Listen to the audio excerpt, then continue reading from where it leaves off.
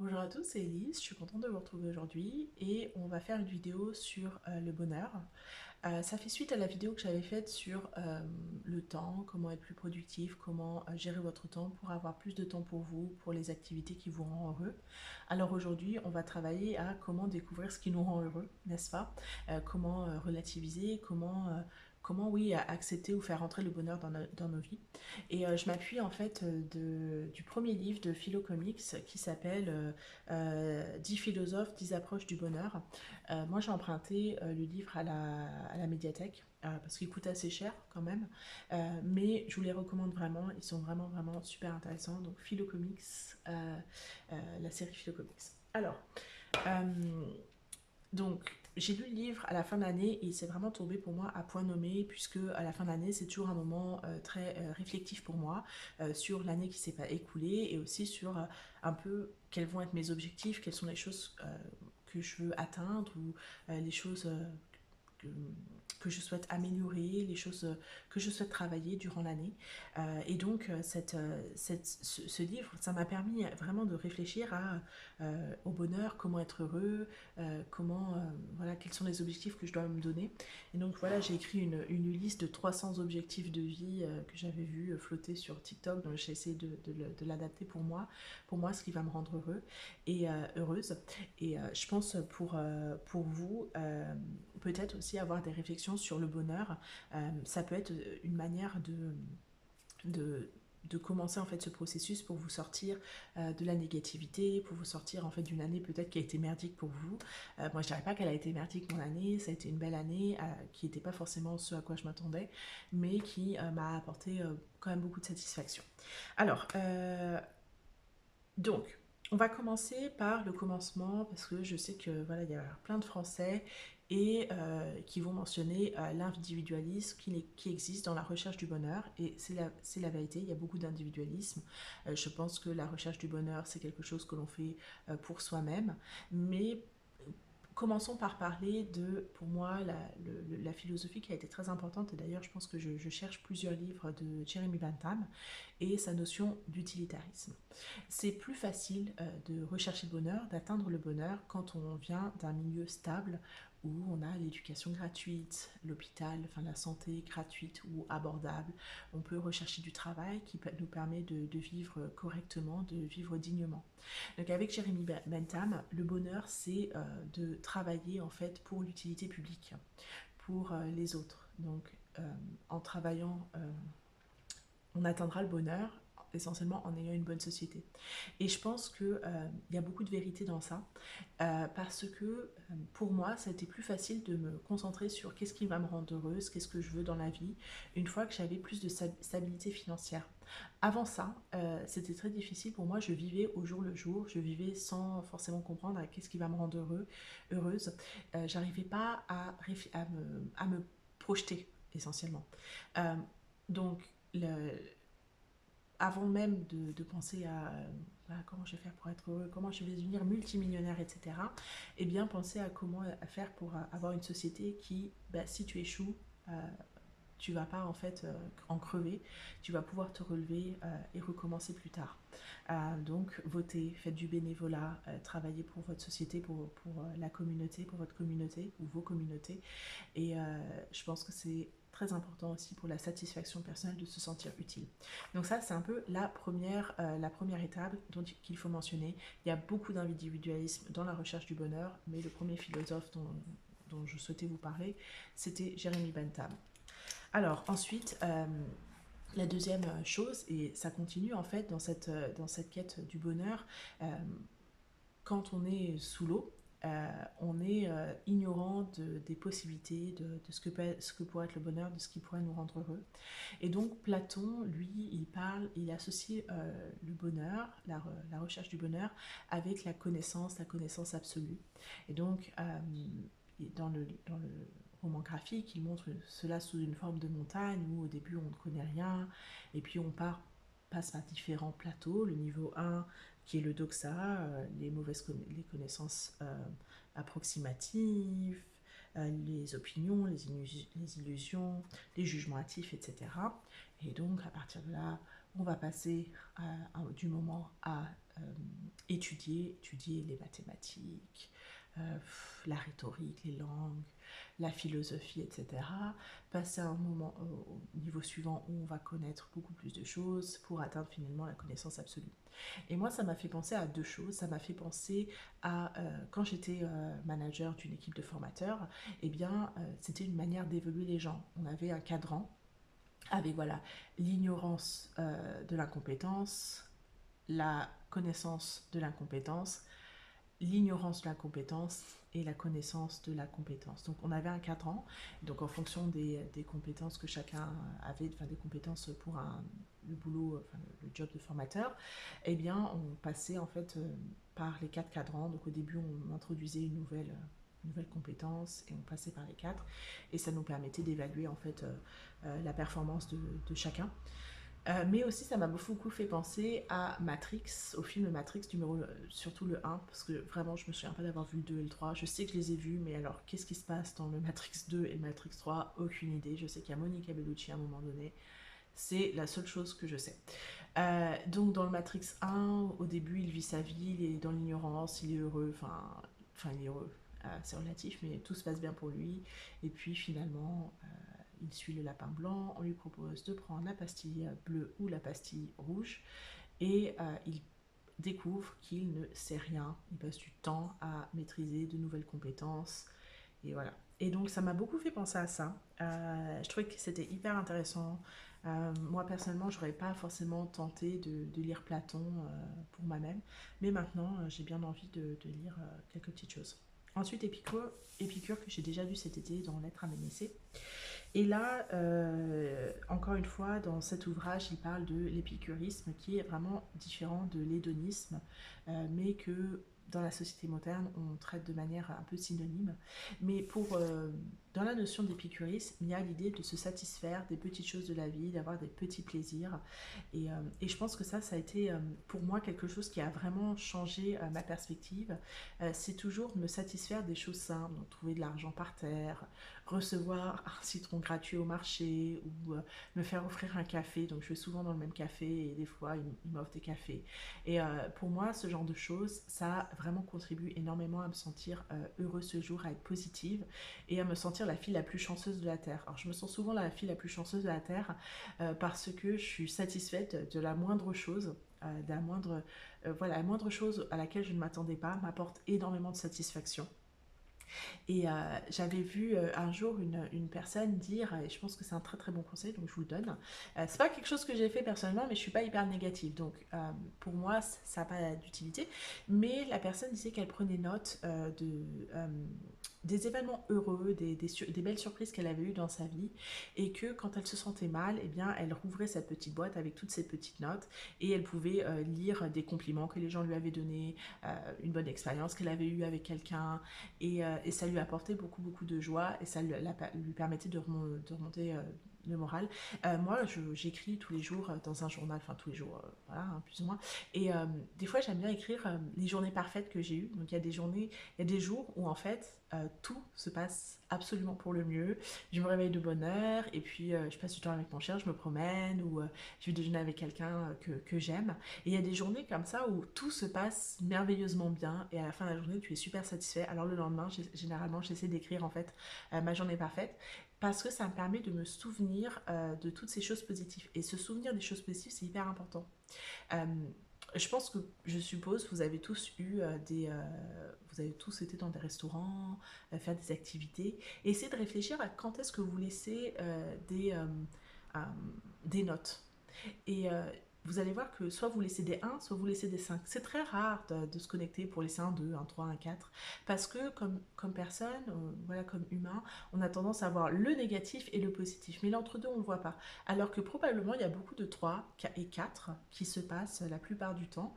Et si vous comptez les 3, 4 et 5, vous allez voir que vous en avez beaucoup plus que des 1 et des 2. Alors, prenez note de toutes les choses positives au début qui se passent dans votre vie pour avoir beaucoup plus de gratitude et de voir qu'il y a vous avez plus de chances que vous ne pouvez penser, vous avez plus de bonheur que vous pouvez penser, et voilà. Donc ça, c'est le premier conseil avec l'épicurisme, satisfaire des petites choses, prendre note des petites choses pour plus tard. Maintenant, ça c'est comment être plus heureux, comment avoir plus de bonheur dans votre vie. Et le deuxième aspect qui est aussi intéressant, c'est comment voir moins de malheur dans votre vie.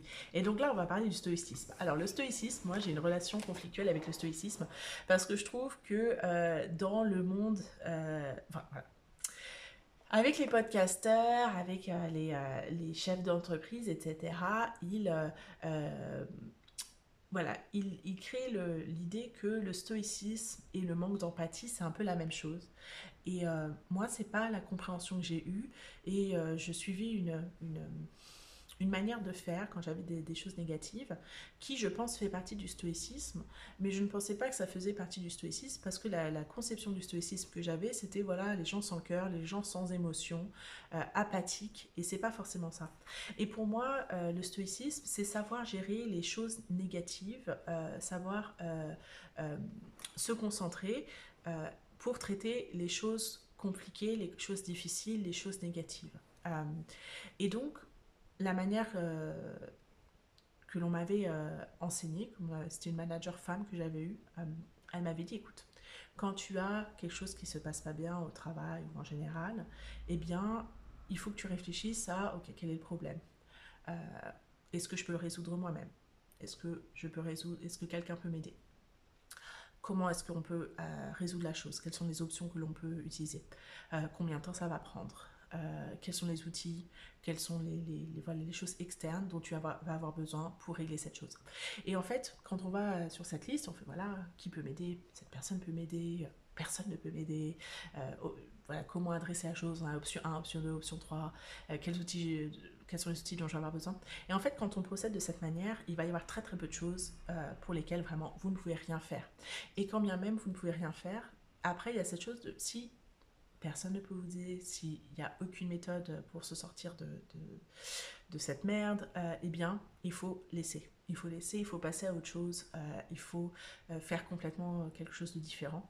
Et ça, moi, ça m'a beaucoup, beaucoup aidé dans ma vie à ne pas accepter les choses négatives ou me dire, voilà, c'est juste momentané, ça va passer, ça va être inconfortable pendant une semaine ou 2 semaines et après, ça va se régler. Et ça, pour moi, ça a été hyper important de ne pas me laisser, en fait, surpasser par les choses négatives et vraiment, ça a été une des choses qui m'a le plus aidé dans la vie, c'est comment gérer la négativité. Nous, les Français, on est hyper, hyper, hyper négatifs, on ne sait pas du tout gérer. Moi, j'ai passé presque toute l'année avec ma mère, que j'aime beaucoup, mais elle est absolument pas stoïque. Et toutes les choses, toutes les négativités, elle va en parler pendant des jours et des semaines, sans s'arrêter, pendant des heures et des heures. Et ça sert à rien. Ça sert à rien, ça occupe en fait tout son esprit, tout son cœur, et ça sert à rien, ça la mine pour rien. Donc en fait, voilà, moi je vous conseille d'être stoïque et en fait de procéder par question et vous allez voir beaucoup de vos problèmes vont partir. On parle du principe que on est dans une situation, dans une société en fait utilitariste où on a quand même un filet de sécurité. On revient là-dessus, hein, toujours. Euh, alors, un autre philosophe, Montaigne, Montaigne, le bonheur, c'est maintenant avec les autres. Et il y a cette idée de découverte des autres, de recherche, de tester ses recherches, d'avoir de l'empathie, d'accepter la culture des autres, de découvrir le monde pour en fait toujours raffiner sa perspective, raffiner les choses que l'on souhaite, raffiner en fait sa pensée tout du long en conférant avec les autres, en débattant avec les autres. Et je trouvais que c'était hyper intéressant. Partir à l'aventure, essayer de nouvelles choses. Euh, En 2022, je crois que c'était, j'ai passé un an où je me disais chaque mois, j'essaie de nouvelles choses. Et ça a apporté beaucoup de bonheur, beaucoup de satisfaction parce que j'ai pu découvrir en fait des compétences que j'avais, des facilités que j'ignorais complètement dans la vie de tous les jours. On a tendance à être très routinier.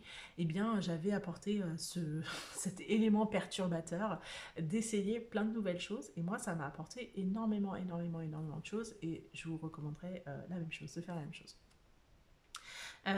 Ensuite, on parle de, euh, de Descartes.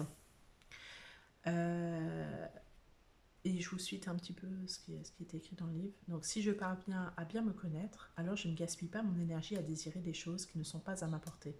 Ce qui peut me rendre heureux, c'est plutôt de développer mon propre potentiel. Et aujourd'hui, avec les réseaux sociaux, on a tendance à vouloir le bonheur en fonction de ce qui est montré sur les réseaux sociaux. Et c'est pas forcément des choses à notre portée financièrement, c'est pas forcément à notre portée logistiquement en fonction de là où on habite. Et donc c'est juste s'ajouter des difficultés de vouloir quelque chose qui n'est pas, qui ne va pas être faisable facilement. Euh, Avec le bonheur, il y a aussi beaucoup la facilité. Euh, je pense qu'une manière de voir ça, c'est pour moi les Jeux Olympiques ou le sport de haut niveau. Et c'est très intéressant durant ces Jeux en fait de voir que les athlètes qui sont excellents en sport, ils avaient bien sûr de la précocité, mais ils avaient aussi le corps qui était la morphologie idéale pour la performance dans ce sport. Et des fois, on peut aimer telle ou telle chose, mais c'est peut-être mieux de se développer dans la chose dans laquelle on est naturellement bon plutôt que d'essayer de se battre dans d'autres choses. Après, voilà, bien sûr, vous allez me dire, oui, mais Messi, et lui, il est petit, il n'a pas le physique, il réussit. Oui, mais si vous n'êtes pas Messi, et je pense que si vous étiez Messi, vous le sauriez, eh bien, vaut mieux faire des choses pour lesquelles on a des dons naturels, pour lesquelles on a des facilités naturelles, et de découvrir l'excellence, de découvrir, enfin, d'atteindre l'excellence, de se développer vraiment dans cette chose.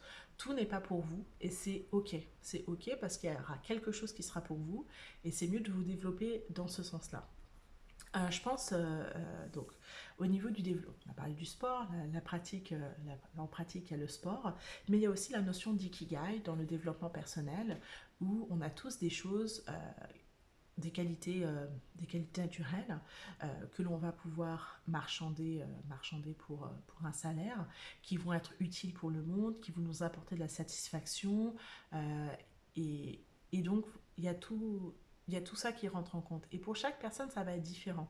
Donc, ne regardez pas ce que les autres ont, essayez de voir ce qui vous va vous convenir. Et vous allez trouver quelque chose. Euh, voilà, et finalement, il y a le dernier philosophe dont je souhaitais vous parler, c'était Nietzsche, et il dit quelque chose de très important. Le bonheur, ce n'est pas la quête de confort matériel. Et encore une fois, on revient aux réseaux sociaux et à la surconsommation qui existe de nos jours. Le bonheur, c'est pas juste obtenir des choses, c'est se développer intérieurement et devenir la meilleure personne que l'on peut être. Mais ça ne veut pas dire posséder le plus possible. Souvent dans la notion de bonheur, il y a aussi beaucoup la notion d'argent qui rentre en compte encore et encore et encore. Et il faut vraiment détacher les deux choses. Être heureux, c'est pas être riche. Être riche, c'est pas être heureux. Donc voilà. Bon, c'est tout pour moi. Je vous conseille de lire ce livre, de réfléchir et aussi de procéder par étapes. Donc peut-être au début, vous pouvez juste vous concentrer sur le fait de faire de l'associatif. Et puis après, essayez de vous concentrer sur apprécier les petites choses. Et puis une fois que vous dites, voilà, enfin, vous voyez que vous avez plus de gratitude, vous êtes plus heureux, et bien là, vous passez à être plus stoïque, savoir gérer les choses négatives. Donc essayez de procéder par étapes. Faites pas tout en même temps. Essayez pas de dire, voilà, demain, je suis heureux. Non, on procède par étapes et un par un. Et vous verrez que au final, après des années, des mois, des années, eh bien, vous serez dans un état de bonheur permanent. Et moi, je pense que c'est l'état dans lequel je suis. Euh, Est-ce que ma vie, elle est parfaite pour Pierre, Paul et Jacques? Probablement pas. Je pense que ma vie, elle est parfaite pour moi. Mais je pense que c'est accessible à tous. Voilà. Bon, on va s'arrêter là. J'ai encore d'autres vidéos à filmer. Merci beaucoup. Bye!